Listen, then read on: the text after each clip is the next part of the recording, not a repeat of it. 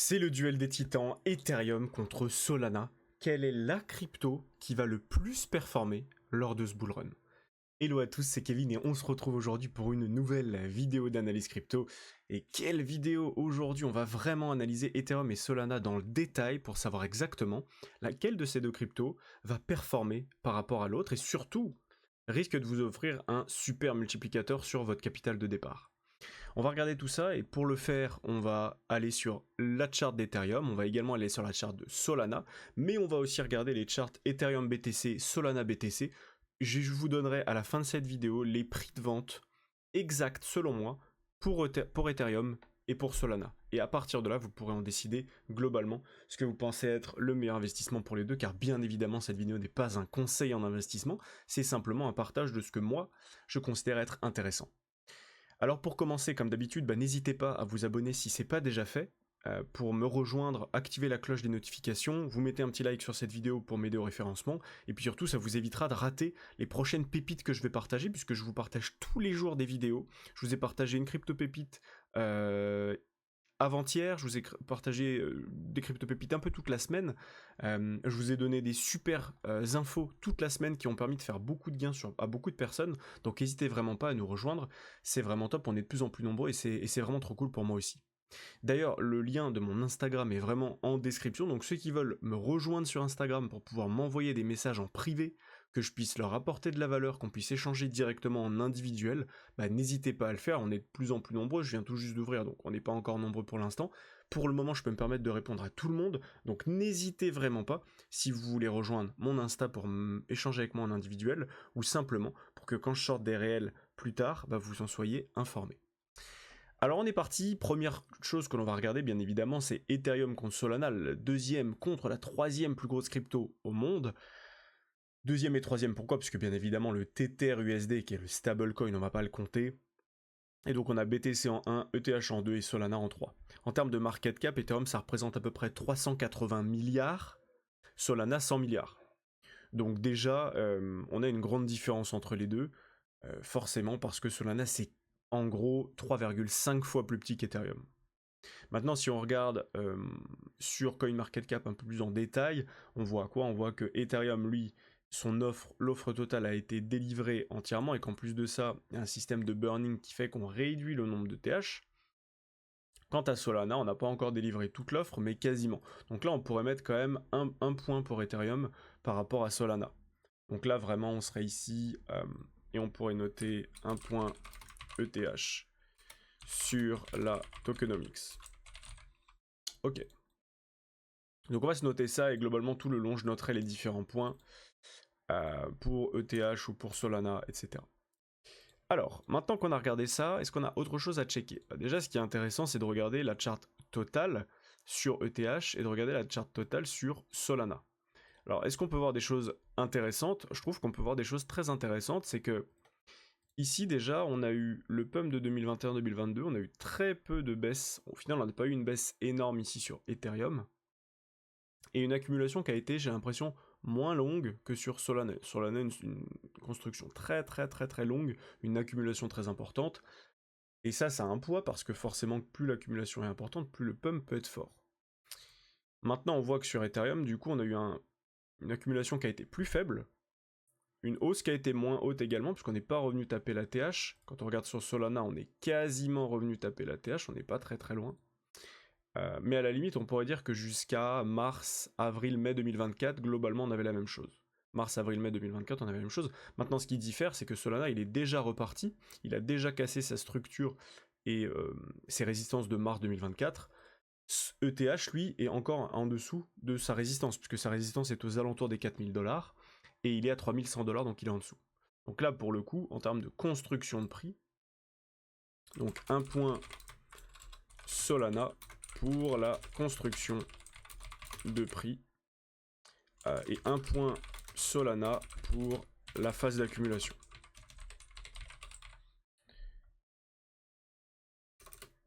Tac. Donc ça c'est important. Maintenant qu'on a checké ça, on n'a pas grand chose de plus à dire ici, puisque forcément dans la partie market, ils sont listés sur globalement les mêmes, il n'y aura pas de grande différence. L'autre chose qu'on peut noter, c'est que ETH a déjà bénéficié, donc on va mettre un point Sol. Pourquoi? Parce que ETH a déjà bénéficié de la hype ETF, alors que Sol pas encore. Ça veut dire quoi? Ça veut dire que si demain on a Solana qui simplement est listé, enfin en tout cas qui a son propre ETF, ça pourrait créer une hype et donc forcément faire venir beaucoup plus d'investisseurs sur Solana que jusqu'à présent. Donc c'est un nouveau point pour Solana. Donc là ça fait déjà 3 points, 3 points pour Solana, un seul point pour Ethereum. On va voir bien évidemment les autres éléments. Et d'ailleurs il y a un autre point du coup qu'on pourrait mettre en avant, encore, c'est qu'on pourrait encore mettre un point Solana.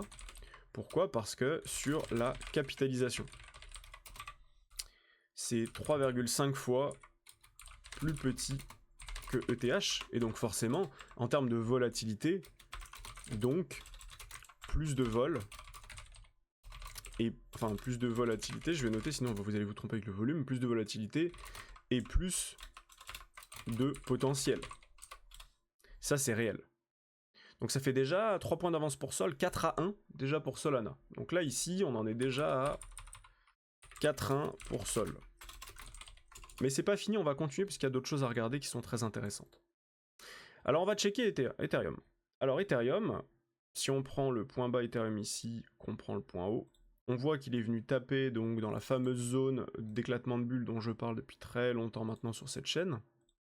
Juste ici, le fameux éclatement de bulle des 0,78,6, 0,88,6. Il est venu dedans, il a bien réagi, gros W bottom.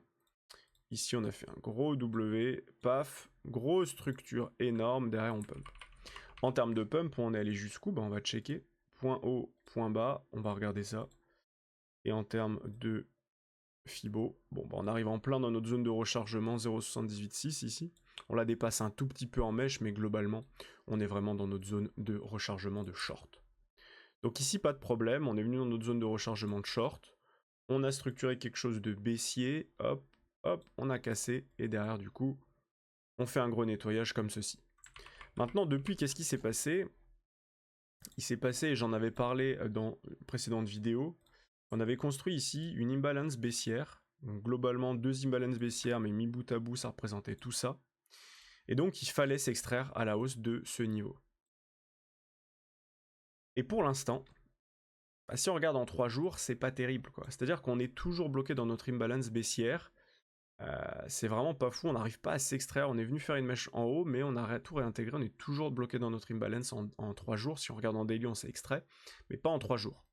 Donc bien sûr, ce qui est très positif, c'est qu'on a construit ici une phase d'accumulation, juste là. On s'est extrait à la hausse.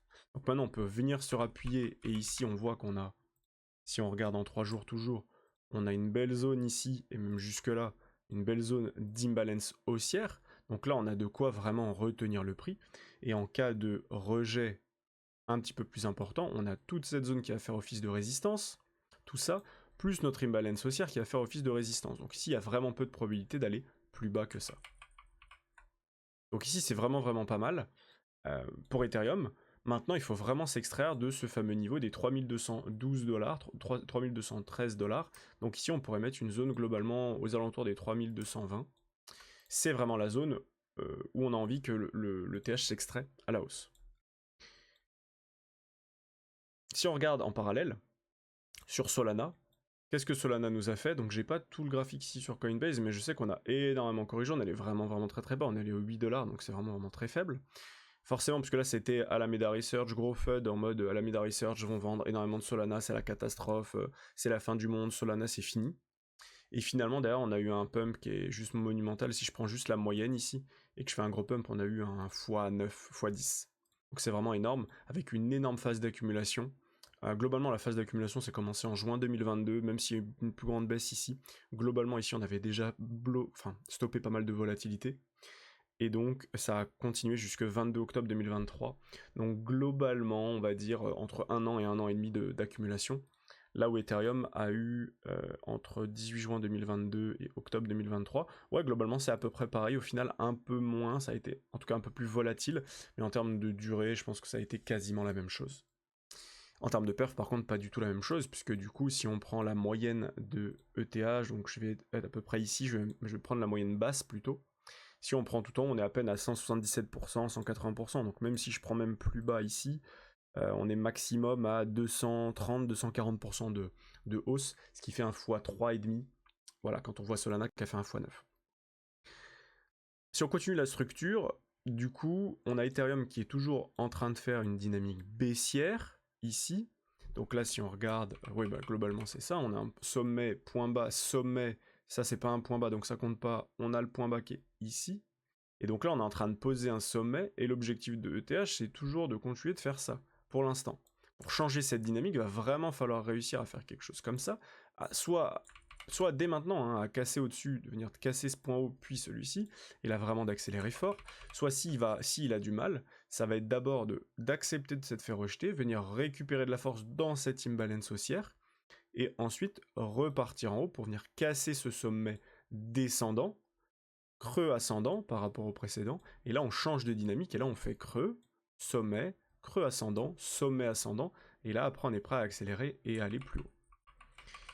Voilà où on est pour l'instant Ethereum. Solana, quant à lui, ben on voit que cette dynamique de sommet, creux,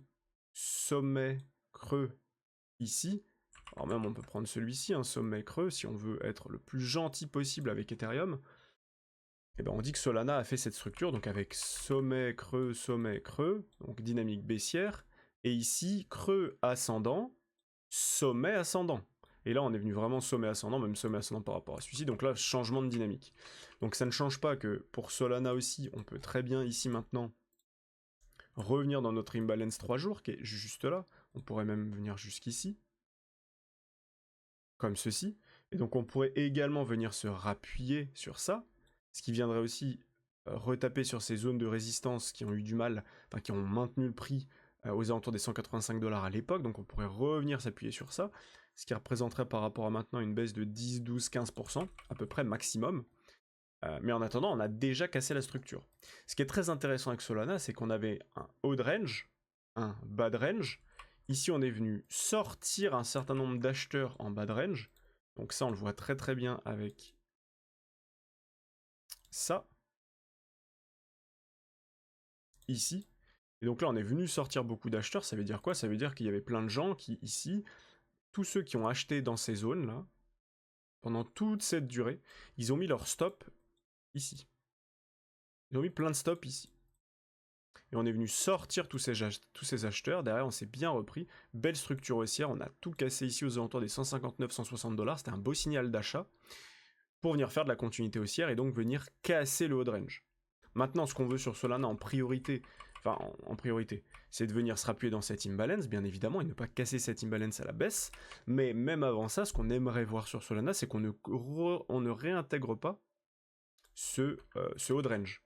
Qu'on ne réintègre pas ça, on peut venir faire des mèches comme on l'a fait ici sans problème, mais qu'on vienne en 3 jours vraiment faire ça, tac, et s'extraire à la hausse.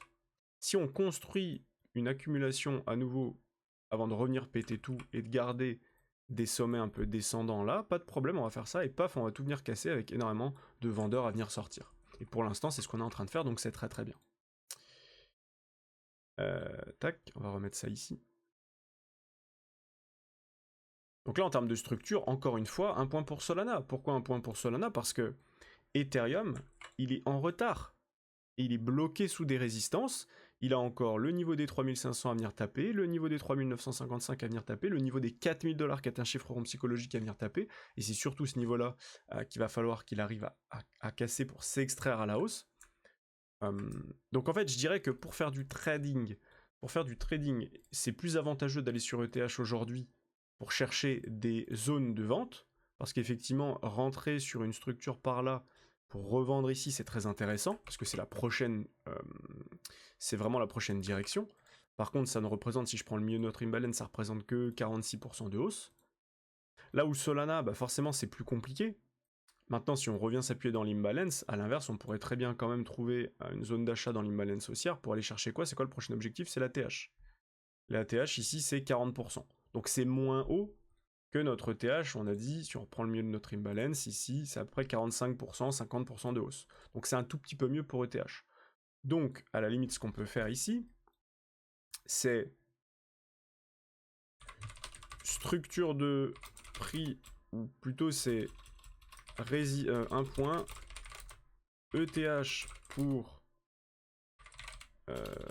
ouvrir un trade dans l'imbalance haussière. Mais là, ça se joue à 5-10% de gain, quoi. Et un point pour sol en termes de résistance qui empêche davantage ETH de monter que sol.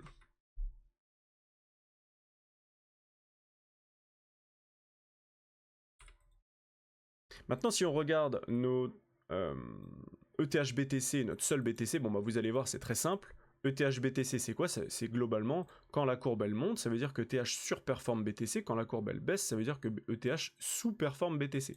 Ça veut dire quoi? Ça veut dire que quand là on baisse, ça veut dire que quand le BTC monte de 5%, bah ETH monte moins fort.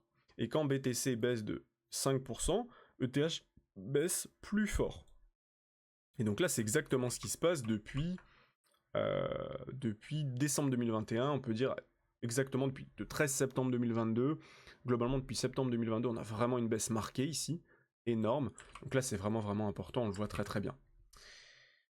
Concernant Solana, eh bien, on voit que c'est pas du tout la même chose. Sur ETH BTC, on avait posé un bottom en 2019-2020. Sur Solana, on voit quoi? On voit qu'on a posé un bottom en 2022-2023. Gros bottom, énorme pump, ici temporisation, et on voit que pendant cette phase de temporisation, on n'a pas non plus BTC qui prend l'avantage sur Solana. On voit que c'est plutôt flat. Flat, ça veut dire quoi? Ça veut dire que globalement, ici, on voit que c'est la même chose, on reste dans un range, ce qui veut dire que quand BTC monte de 5%, Solana monte de 5%, quand BTC baisse de 5, Solana baisse de 5, donc après, c'est peut-être pas forcément comme ça, peut-être qu'aujourd'hui, quand BTC monte de 5, Solana monte de 10, et quand BTC baisse de 5, Solana baisse de 10. Mais du coup, et qu'on a souvent des choses comme ça, mais peut-être qu'au final, ici, ça ne change rien sur le fait que c'est flat, donc BTC et Solana performent de la même manière. Donc ce qui est extrêmement intéressant avec ça, c'est qu'on sait qu'il va y avoir une rotation des capitaux et qu'il y a un moment donné où BTC va se calmer et que la hype ira vers d'autres choses. Et ça sera sûrement en fin de bull run. Et donc à ce moment-là, il y a de grandes chances que, même si imaginons Solana perde un petit peu de force pour venir en dessous de tous ces points bas, ici aux alentours des 0,0017 ou 0,018, qu'après ça se reprenne et qu'on aille faire vraiment un nouveau point haut sur sol et qu'on vienne même, enfin sur sol BTC, qu'on vienne même casser ce point haut ici pour accélérer sur sol. Donc en termes de structure ETH BTC, Solana BTC, bah, je pense que là il n'y a vraiment pas de match. On voit vraiment que Sol BTC se fait éclater alors que ETH BTC se fait éclater alors que Sol BTC tient bien, résiste bien, malgré le fait que les alts globalement ont beaucoup sous-performé BTC pendant très longtemps. Et maintenant que les alts se réveillent, bah, pourquoi pas avoir un réveil de Solana également. Donc là à nouveau, on va mettre un point pour Sol. Un point Sol en termes de ETH BTC et Sol BTC. Là, il n'y a vraiment pas de match. Maintenant qu'on a dit ça, on va regarder en termes de prix, parce que c'est ce qui nous intéresse le plus. À combien est-ce qu'on imagine ETH monter au maximum, et Solana pareil. Alors, pour ça très simple, on va prendre notre Fibonacci d'extension, notre point bas, notre point haut, notre nouveau point bas. Et ici, donc je me suis mis un tout petit peu plus haut parce qu'en bas, je me suis mis un tout petit peu plus bas, donc c'est quasi, enfin c'est bon, c'est parfait. Et donc ici, on a une zone de vente sur ETH aux alentours des 161,8. Ensuite, on a une zone de vente aux alentours des 261,8 juste ici. Tac. Bien évidemment, ce qui va être important, ça va être de prendre aussi les deux d'extension, parce que c'est un niveau extrêmement intéressant. Et globalement, on n'a pas grand chose de plus à dire. On pourrait aller chercher d'autres extensions, mais personnellement, je trouve pas ça très intéressant. Donc je pense que sur cette structure, on est très bien comme ça. Et donc ici, on est actuellement à 3000 sur ETH. En cas d'extension de Fibo, donc en cas de cassure des 4000 $ puis de son ATH, ici on pourra avoir une accélération forte jusque globalement les 8600 points, donc 8600 $, voire les 10 500. c'est à peu près ce qu'on imagine ici. Donc entre 8000 et 11 000 $, on aurait une grosse fenêtre ici de vente, tout là-dedans. Ici, on va se mettre en rouge, et ici également en rouge. Je vais laisser la ligne médiane, puisque ça représente notre zone de vente moyenne. Donc on est à peu près entre, on va dire, allez, globalement, on est entre x2, enfin x3 et x3,5, à peu près. Maintenant, concernant Solana. Alors, Sol, je vais devoir changer de... tac. Sur ça, j'avais pas mal d'infos. Donc c'est pas très grave, on va juste vraiment regarder ce qu'on a comme structure. Hop. En termes de prix de vente, on a une première zone de vente ici aux alentours des 440 $. Ensuite, on a une zone de vente aux alentours des 547 et enfin une dernière zone de vente aux alentours des 760 $. On a bien sûr, on pourrait aller plus haut également. Et pour l'instant, c'est ce qu'on imagine sur Sol. Donc en termes de prix et de hausse, ça nous représente à peu près 105%, 160% et enfin 234%. ETH, je vais juste vérifier, il me semblait bien qu'il y avait un dernier niveau en haut. Clac. Et donc si on vérifie ici, on est sur 174%, 237% et 328%. Maintenant, ce qui est important de comprendre, c'est qu'est-ce qui est réaliste, qu'est-ce qui ne l'est pas. Est-ce que ETH peut faire un x4 par rapport à aujourd'hui maintenant? Eh bien, on est à 378 milliards. Si on fait un x4 là-dessus, donc on est à peu près à 400 milliards, ça ferait dépasser ETH à peu près 1500 milliards de capitalisation. Enfin, ça ferait ça à 4 x 4, 16, donc c'est à peu près ça. Donc est-ce que c'est réaliste? C'est quand même beaucoup. C'est quand même beaucoup, 1500 milliards de capitalisation, là où l'inverse, Solana, est-ce que faire un x4 c'est facile? On passerait de 100 milliards de capitalisation à 400 milliards. 400 milliards, si ETH arrive à 1000 milliards, ça paraît complètement réaliste. Donc en termes de prix pur, maintenant c'est sur quoi est-ce qu'on peut se focaliser pour savoir où est-ce qu'on va aller. Et c'est un petit peu là la problématique. C'est que Solana, en fait, si on vise des sommets vraiment très faibles, on voit que la perf est pas folle. x2, x2,5, x3,5, c'est ok. Maintenant, du coup, si on se dit, en fait, Solana est quand même beaucoup plus petit aujourd'hui. Et pour tout ce qu'on a dit ici, c'est-à-dire à part la tokenomics, on a Solana qui a une plus faible capitalisation, donc qui a plus de potentiel. La construction de prix est meilleure. La phase d'accumulation a été beaucoup mieux faite sur Solana que sur Ethereum, beaucoup moins volatile, beaucoup plus... On dirait qu'elle est plus longue finalement, non, mais qui est moins volatile et où vraiment beaucoup de gens ont abandonné, alors que ETH, je pense pas du tout. ETH a déjà bénéficié de la hype ETF, alors que Solana pas encore, donc ça fait déjà 4-1 pour Sol, 4-2, 5-2, 6-2 pour Solana, avec le fait que ETH peut ouvrir des trades là actuellement dans l'imbalance haussière, mais ça change pas grand chose. 1 point pour Sol en termes de résistance qui empêche davantage ETH de monter que Sol, et 1 point pour Sol en termes de TH-BTC, Solana BTC. Donc maintenant, quand on voit ça, on se dit, ah ouais, mais le problème, c'est qu'en fait, ETH, il a peu de probabilité de venir taper, c'est vraiment des points très très hauts. Pourquoi? Parce que c'est déjà très gros en termes de capitalisation, donc au final, si je prends ici, il y a plus de chances de venir sur le palier 1, voire le palier 2. Et si je prends le palier 1, c'est 175%, palier 2, c'est 233%. Maintenant, si je prends Solana, on a dit qu'il y avait de grandes probabilités que le token veuille exploser son ETH et donc accélère fort. Donc est-ce qu'il y a de fortes probabilités que ça s'arrête juste ici? Bah non, c'est peu probable. Donc c'est plus probable qu'il s'arrête entre 2 d'extension et 261,8. Et donc si c'est le cas, on sera déjà entre 155% et 235%. Donc au final, on se rend compte que pour deux actifs où on a vraiment une différence importante de construction graphique, Solana qui est bien en avance sur ETH, on a au final des potentiels de gains qui sont pas si différents. Alors bien sûr, on pourrait toujours se dire oui, mais Solana a plus de potentiel, donc on peut aller taper plus loin sur l'extension de Fibo, et c'est vrai, on pourrait très bien ici sur Solana aller taper entre du coup 3 et 361,8 d'extension, juste ici, et c'est possible, c'est complètement possible, mais on va pas non plus jouer unfair en disant ok, on part sur les mêmes bases entre ETH et Solana, et on dit juste ok, ce niveau-là on l'enlève sur Sol, ce niveau-là on l'enlève sur ETH parce que c'est beaucoup plus cohérent par rapport à tout ce qu'on a dit. Solana est plus faible, donc il risque de monter plus fort quand même. et surtout qu'il est beaucoup plus fort contre BTC que ETH qui se fait défoncer et qui est vraiment vraiment en perdition. Et donc actuellement c'est vraiment la blockchain de Solana qui est en avance sur ETH. Donc pour toutes ces raisons, c'est ok. Quel est le risque?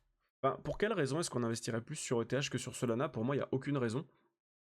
Il a déjà montré tout ce qu'il pouvait avoir, tout ce qu'il pouvait faire, il l'a fait. Que ce soit l'ETF, que ce soit un peu tout en fait. Et malheureusement, ça n'a pas suffi. Solana, à l'inverse, il n'y a rien encore, et pourtant, il est déjà vraiment très très haut, il a déjà cassé. Son objectif maintenant, c'est d'accélérer fort, de casser son ATH et vraiment d'accélérer comme BTC. Et donc, pour toutes ces raisons, pour moi, il n'y a vraiment aucun match, même si au final, en termes de perf, c'est pas non plus incroyable, mais c'est normal parce que c'est quand même la crypto qui est troisième. Moi, je pense qu'on ira vraiment grand minimum sur le niveau des 700$, qui nous représente déjà x3,5. Et je serais pas étonné qu'on se rapproche des 1000$. Je pense pas qu'on dépasse 1000$ avec Solana sur ce cycle. Je pense plutôt que justement on va s'en rapprocher et qu'on va aller aux alentours des 800$, 800, 900$, et que tout le monde parlera de 1000$, 1000$, 1000$, et que tout le monde se fera défoncer parce qu'il y a de grandes chances que l'actif vienne juste faire ceci. Et quand tout le monde voudra vendre à 1000$ ici, bah on n'y vienne pas, on se retourne, et puis derrière tout le monde va se faire défoncer. Donc voilà ce que j'avais à vous partager. Écoutez, j'espère que cette vidéo vous a plu pour ce versus ETH Solana. Si c'est le cas, n'hésitez pas à me le dire en commentaire, à vous abonner et à mettre un gros pouce bleu pour me motiver à continuer de faire des vidéos comme ça tous les jours. C'était Kevin, je vous souhaite une belle journée, je vous dis à très vite pour une prochaine vidéo. Allez, ciao ciao.